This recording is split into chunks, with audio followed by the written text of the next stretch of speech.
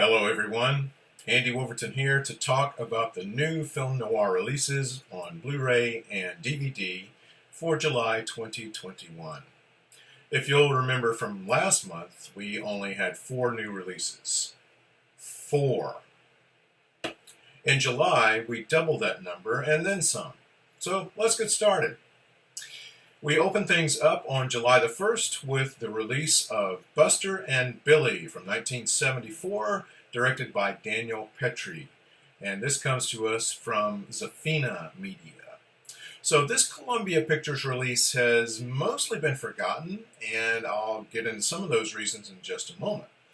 Buster and Billie takes place in rural Georgia in 1948, where we find Jan Michael Vincent playing Buster, a popular high school senior already engaged to his sweetheart, Margie, played by Pamela Sue Martin. They might be engaged, but Margie refuses to sleep with Buster until they're married. But Buster's pals know a girl from the other side of the tracks named Billie Jo Trueluck. I'm not kidding, that's her name. Billie, played by Joan Goodfellow, who's a little too free and easy, offers to take care of Buster's needs, shall we say. But Buster is engaged, so he turns down Billie's advances at first. Then things get complicated, violent, and dark. Very dark. Remember, this is the 70s. The critics were all over the place on this one, many calling it insightful but uneven. Buster and Billie also marks the film debut of Robert Englund. The film was considered lost or destroyed for years. It was released on VHS, but nobody could find the original master negatives until Sony Pictures discovered them in their underground vaults in 2019. I can't find any information on special features, which usually means there are none. If you pick this one up, please let me know if there are any. Next, Trouble Is My Business from 2018, directed by Tom Conkle. This comes to us from the TCM shop. Outside a city building at night, a man wearing a trench coat and a fedora waits. A sedan approaches, stops. The man gets in and says to the driver, "Take me to the cemetery. She's still alive." Good opening. The man in the trench coat is Roland Drake, played by Tom Conkle, a PI facing an eviction notice and feeling the after effects of a failed missing persons case. Into his office walks Catherine Montemar, a dark-haired beauty in a black dress, handing Drake another missing persons case. Catherine's father has just disappeared, and she fears her sister may be next. As easily as Catherine walks into Drake's office, she also slides into his bed. But the next morning, Drake wakes up alone with blood-soaked sheets. As Drake tries to process this, there's a knock on his door. A loud knock. Director Tom Conkle stays true to the roots of film noir, yet isn't afraid to have fun. Trouble Is My Business has a strong noir look and structure that will appeal to film noir fans, with action and comedic touches as well. Trouble Is My Business is a marvelous independent film that deserves a wider audience. The film has been available on Blu-ray in its original color version, and now we have this new black and white edition from the TCM shop. It's a fun movie. I hope you'll check it out. On July 5th, we have West 11 from 1963, directed by Michael Winner. Now, this comes to us from Studio Canal, a UK company, and this is a Region B locked disc. Now, when I say the name Michael Winner, you probably think of Death Wish, or another one of his Charles Bronson movies, maybe other pictures obsessed with violence and exploitation, and often burdened with not-so-great script writing. But Winner made some pretty good films early in his career, and West 11 is one worth checking out. Alfred Lynch plays Joe Beckett, an out-of-work drifter who's offered a considerable amount of money by a man named Richard Dice, played by Eric Portman. Dice wants Beckett to knock off his wealthy aunt. Beckett realizes his life is really going nowhere, and maybe the money will give him a chance to make a new start. But we know things are not going to turn out well. Now, let me warn you not to read the online descriptions of this movie, especially the one on Blu-ray.com, which spoils the entire film. West 11 co-stars Diana Dors and one of my favorites, Finlay Curry. No information on extras. Next, on July the 6th, we have Wetbacks, or Espladas Mojadas, I hope that's right, from 1955, directed by Alejandro Galindo. This comes to us from VCI Entertainment. Now, this film is not to be confused with a 1956 movie of the same name, although that title is one word rather than two. The 1956 film stars Lloyd Bridges as a man who transports illegal aliens from Mexico into California, but the film I'm talking about is from 1955, and again is written and directed by Alejandro Galindo, one of Mexico's most lauded and prolific directors. Galindo came to America as a young man, worked briefly at MGM, doing mostly technical work, then returned to Mexico, where his career spanned from the 1930s to the 1980s. Galindo wrote and directed comedy, drama, horror, and film noir. Wetbacks, along with the boxing picture Champion Without a Crown and the drama A Family of So Many, are considered some of his finest work. In Wetbacks, a Mexican worker named Rafael, played by David Silva, is running from the police, trying to cross the border into America. Rafael has some help from a man named Frank, who works for an American who regularly hires illegal immigrants. But when Rafael gets to America, he finds lots of problems, making him wonder, was this really worth it? It looks like the only extras are a few trailers from other Mexican films and an essay booklet. The quality of VCI discs is sometimes hit or miss, but apparently this was taken from a new 4K restoration. Haven't seen this one yet, but I'm definitely interested. And on July 13th, we've got 3 classic noir titles from a 3-year period, all of them coming from Kino Lorber, who has become the champion of film noir releases lately.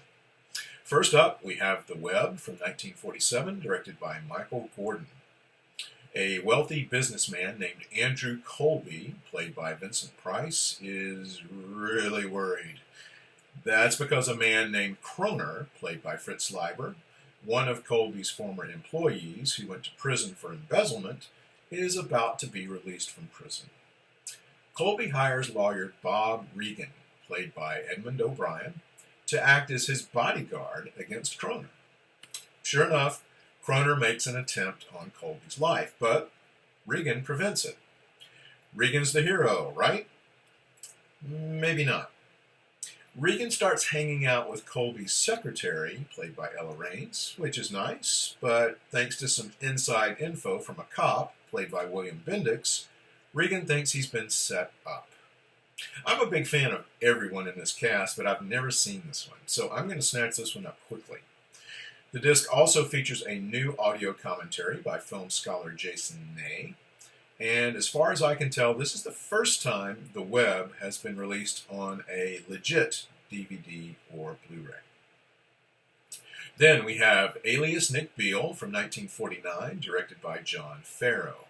Now, this one has been difficult to see for years, but now we're finally getting a North American release of this supernatural noir. It's the Faust legend in the land of film noir, with Thomas Mitchell playing Joseph Foster, an honest, upstanding DA who wants to nail the local crime boss. Foster wants this guy so badly, he's willing to sell his soul to get him. Up pops a mysterious figure named Nick Beale, played by Ray Milland, who says, I can help you with that. With Beale's help, taking care of the crime boss is cake. But Beale tells Foster, why stop there? You could run for governor and really make a difference. Now, we know pretty much from the get-go who Nick Beale really is, but a straight-laced guy like Foster doesn't. We find Foster running into a crooked political boss, played by Fred Clark, a temptress, played by Audrey Totter, and more. This one is a lot of fun, and Milland is, can we say, devilishly good as the title character.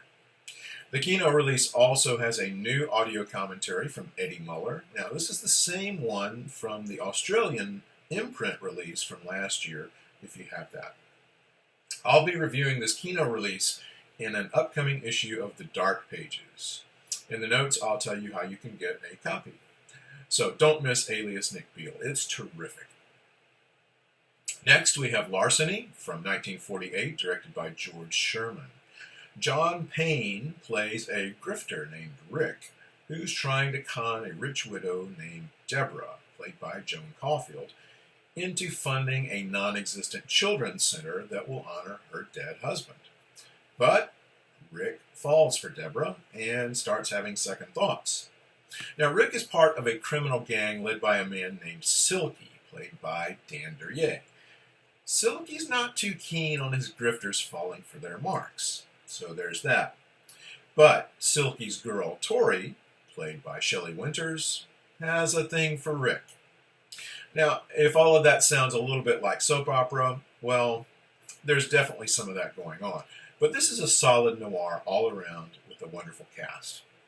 This one contains an audio commentary by scholar, filmmaker, and educator Eddie von Mueller, not to be confused with Eddie Muller, and a few trailers from other Kino releases, probably The Web and Alias Nick Beale. And also from Kino, we have British Noir Collection Volume 3, a 2 DVD set. This, again, as the title indicates, all British Noir movies, 5 of them. So let's take a quick look at those. First, The Frightened Lady, also known as The Case of the Frightened Lady from 1940, directed by George King, is more of a murder mystery than a film noir. It's based on a play by Edgar Wallace, and it stars Marius Goring, who plays Lord William Lebanon, whose mother, Lady Lebanon, played by Helen Hay, insists that he keep the family line going by marrying his cousin, played by Penelope Dudley Ward. Well, Lord William has no intention of marrying his cousin, especially since she has fallen for a young architect. But before you know it, there's a murder. It's mostly a dysfunctional family whodunit more than a film noir. Next, we have Brass Monkey, a 1948 British comedy thriller directed by Thornton Freeland. Popular British radio personality Carol Levis, playing herself, teams up with a woman named Kay Sheldon, played by Carol Landis. Both of these women get caught up in a case of smuggling and murder when a priceless brass monkey is stolen from a Japanese temple and winds up in England. People are literally dying to get their hands on the artifact. The film is a sort of weird Maltese Falcon knockoff with a lot of musical and comedy performers from British radio. The picture also co-stars Terry Thomas and Herbert Lom, but more importantly, this is the final film of Carol Landis. We have Third Time Lucky, also known as Banco, from 1949, directed by Gordon Perry. Dermot Walsh plays a compulsive gambler who falls for a woman played by Glynis Johns, who seems to bring him good luck until he learns she's also caught the eye of one of his gambling rivals. Next, we have Tall Headlines, also known as The Frightened Bride, from 1952. This one chronicles the struggles of a middle-class British family when their oldest son is hanged for murder. The film stars Mai Zetterling and Andre Morel. It's also an early film from director Terrence Young, who also directed the first 2 James Bond films. And the final film in the set, Breakaway, from 1956, directed by Henry Cass, may be the most promising film in this set. Tom Conway plays a private eye trying to track down a stolen formula and a kidnapped woman. Apparently, this is a sequel to a film called Murder on Approval, also known as Barbados Quest. So it looks like this was a planned series that never really got past the second movie. This one stars Honor Blackman, Michael Balfour and John Colicos. Now, I have the first two British noir sets from Kino. The first one's pretty good. The second one's not bad. But this third one looks somewhat average. The set sells for $40 retail. I'm going to wait until this one goes on sale for a pretty good discount. But if you end up getting it, let me know how it is. Next we have Thunderbolt from 1929, directed by Joseph von Sternberg. Now, Thunderbolt is obviously a film made before the classic film noir era, sort of a forerunner to noir. George Bancroft plays gangster Thunderbolt Jim Lang on death row for murder. In the cell next to him is a bank clerk named Bob, played by Richard Arlen, who was framed for a robbery and a killing. Who framed him? Thunderbolt. Why? Because Bob was making time with Thunderbolt's girl, Ritzy, played by Fay Wray. Can Thunderbolt delay his own execution long enough for him to get even with Bob? Some say that this film is a remake of Sternberg's own Underworld from 1927, only pulpier. It features a script co-written by Charles Furthman, who also co-wrote Underworld, and also working on the script, Herman Mankiewicz. Bancroft earned a Best Actor nomination for the role of Thunderbolt. This disc features a new audio commentary by the always interesting Nick Pinkerton and some trailers. Now, it appears that the UK label Indicator is planning a release of the film that will undoubtedly have more special features, but I can't confirm when that will be. If you're a fan of the film, you might want to hold out for the Indicator release. If you're trying Thunderbolt for the first time, maybe pick up the Kino. And closing out July, we have I Wouldn't Be in Your Shoes from 1948, directed by William Nye. Warner Archive is making some very unexpected choices in July, and I don't know if anyone saw this one coming. I Wouldn't Be in Your Shoes is based on a Cornell Woolrich short story. Dan Castle plays Tom Quinn, a man awaiting execution for a murder he didn't commit. Told in flashback, we learn how Tom finds a wallet containing $2,000 and decides to keep it. But this is not a good idea, Tom. Not when your footprints are found near the body of a dead man who was robbed of his wallet containing $2,000. I Wouldn't Be in Your Shoes is a very low-budget affair from Monogram Pictures, directed by William Nye, and it also stars Regis Toomey as the investigating cop. Now, this is another film that was thought lost until it was discovered in the early 2000s. A low-budget affair, again, from Monogram, but sometimes those are great, and I'm really looking forward to this one. So that's going to do it for the July releases. If there are any that creep in between now and then, I will let you know. If you find out about any that I missed, please let me know in the comments below. And I appreciate you watching the video. Please consider subscribing, and I'll see you next time.